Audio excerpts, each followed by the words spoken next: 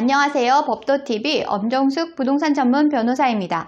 오늘은 강제집행까지 가능한 재소전하에 조서 위반 3가지에 관한 내용입니다.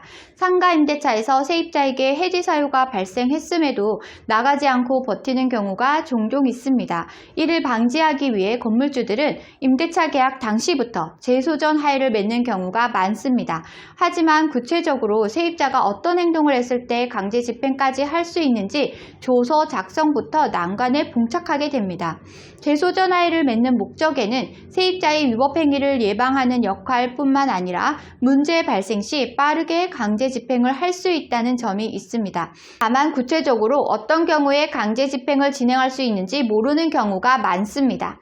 결론부터 말씀드리면 재소전하의 조서는 크게 3가지 사항만 숙지하고 있다면 세입자가 어떤 위법 사항을 저질렀을 때 강제 집행을 할 수 있는지 알 수 있습니다. 법률 용어가 어려운 분들을 위해 용어 설명부터 하고 갈게요. 재소전하에란 소송을 제기하기 전 화해를 한다는 뜻으로 법원에서 성립 결정을 받는 제도입니다. 화해조서가 성립되면 강제 집행의 효력을 가집니다. 주로 상가임대차 관계에서 많이 활용됩니다. 오늘 주제에 이어서 설명드립니다. 재소전하의 조서에는 세입자가 지켜야 할 여러 준수사항이 있지만 대표적으로 3가지가 강제집행까지 제기할 수 있는 효력이 있습니다.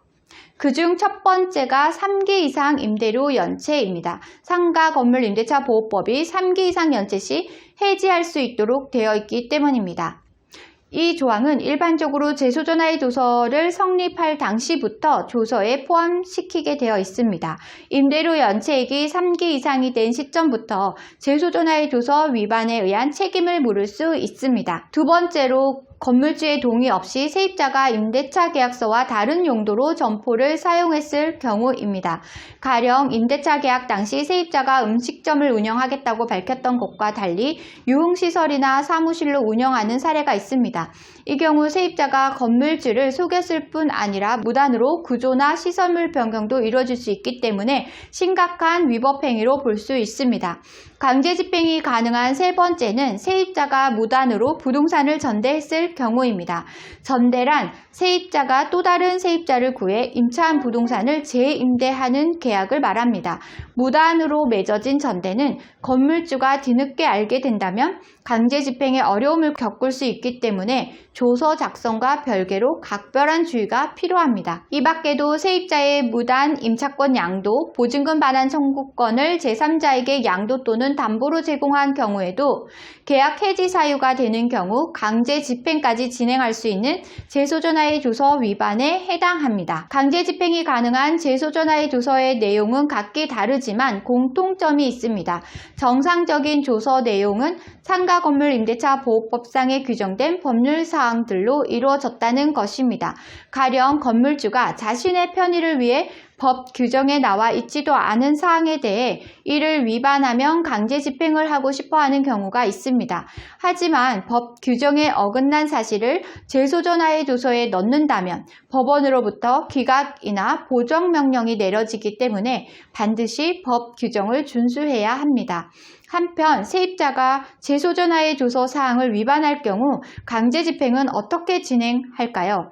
우선 세입자에게 계약 해지를 통보해야 합니다. 강제 집행은 세입자가 위법한 행동을 했다고 해서 무조건 신청할 수 있는 게 아니라 계약 해지를 통보했음에도 버티는 경우 신청해야 하는 절차이기 때문입니다. 만약 계약 해지에도 세입자가 버틴다면 법원에서 집행문을 발급받아야 합니다. 이후 관할 법원 집행관 사무소에 재소전하의 조서와 함께 강제집행 신청서를 제출하면 담당 집행관이 집행 절차에 나서게 됩니다. 오늘은 강제 집행까지 가능한 재소전하의 조서 위반 3가지에 관한 내용을 설명드렸습니다.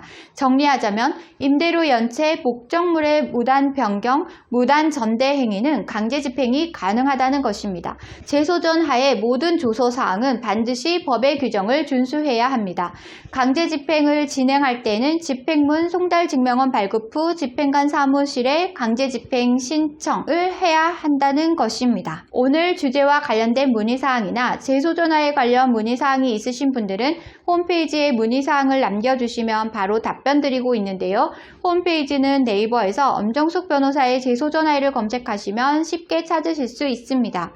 홈페이지에 접속하시면 상단 우측에 인터넷 무료 상담 메뉴가 보이실 텐데요.